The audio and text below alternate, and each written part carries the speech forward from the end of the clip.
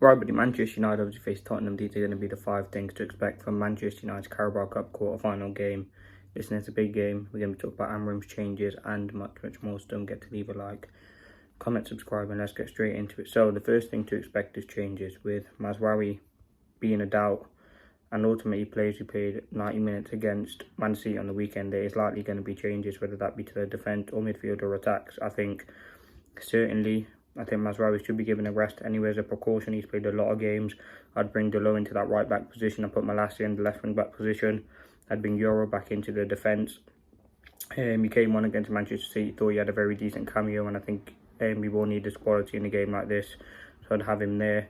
The other centre back, I'd probably have Maguire and Martinez. I think that's been a very good defence. And obviously left wing back, as I said, Malacia with Onana in goal. I think in terms of in midfield, you're probably going to have Casemiro and Mainu in there. I think Mainu hasn't looked the sharpest, but still, I think his quality will be needed in a tough game like this. And with Casemiro, he'll be able to provide the legs. And Casemiro hasn't played in a while, and Ugarte played the full 90 minutes, so he will probably need a rest against Tottenham in the Cup. But he will probably come on. But I think Casemiro starts the game with Mainu. I think it's Bruno and Garnacho in the 10s. Rashford hasn't travelled with the squad again, so he won't be part of the team. I think Garnacho comes in. Garnacho needs to prove to Amorim. He needs a reaction and ultimately needs to have a good performance. So I think it will be Garnacho in that inside forward position. I don't think it will be Xerxes through the middle. Højlund played... Oh, actually, no, I think it'd be Højlund through the middle because he did take Højlund off with about 20-25 minutes to go. So I think Højlund will start the game.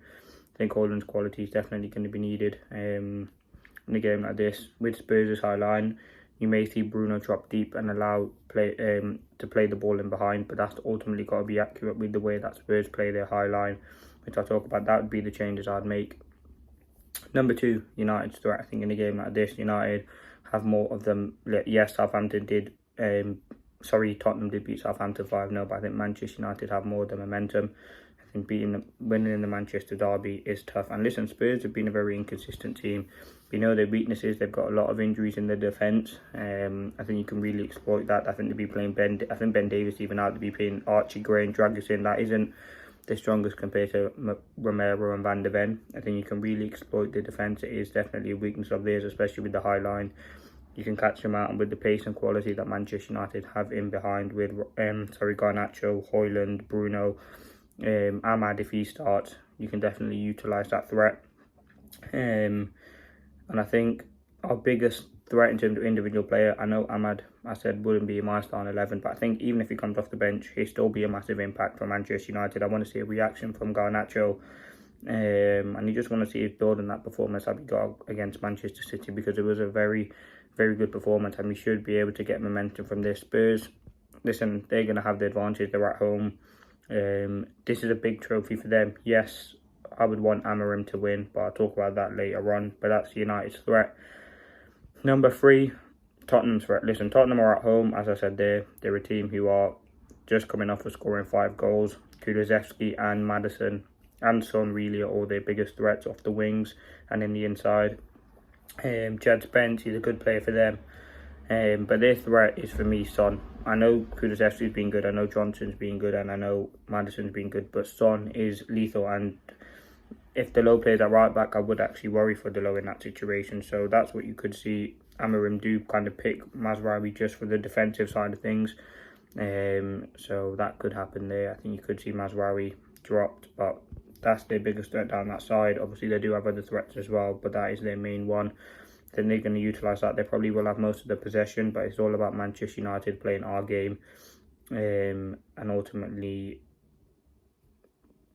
that. Now, the 4th thing, I'm going to talk about Tottenham again. It's a bigger game for Tottenham than it is for Manchester United. If you look at it, Tottenham are a team who haven't won a trophy in 17 years. They're in desperate need of a trophy. And yes, Amorim would be great to win a trophy in his first season, but we've seen what that happened under Ten Hag when that happened. And yes, it's 2 different sides of things, and we are really seeing Amorim's identity come in, but I'd much rather see Amorim's principles instilled into the team from now, rather than going for that trophy. So obviously, yes, you want to win the game, but I'm rather, if we can see that identity, that quick player football, the way that we've been playing, passing it through, playing confident, creating chances, I'd much rather see that then ultimately Bournemouth probably win the Carabao Cup. So that's ultimately that. It will be a tough game.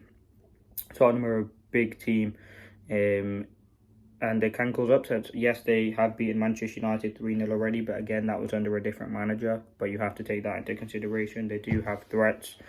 As I said, it's a big game for them. Liverpool went through in the semis yesterday. Newcastle and Arsenal. So, and obviously one of Manchester United and Spurs. So it is going to be a tough draw. Whoever does go through, obviously be a two-legged game. So it will be very interesting to see what happens there. Now the fifth and final thing is the result. Now it's a big game for Tottenham. As I said, I think it's probably is bigger for them than Manchester United. They haven't won a trophy in about 17 years. You will need a game like this to really play out and happen for them. It's a massive game for Spurs. And ultimately, let's see if they can get the win. I'm going to go with the 2-1 Manchester United. Let me know your thoughts. Thanks for watching.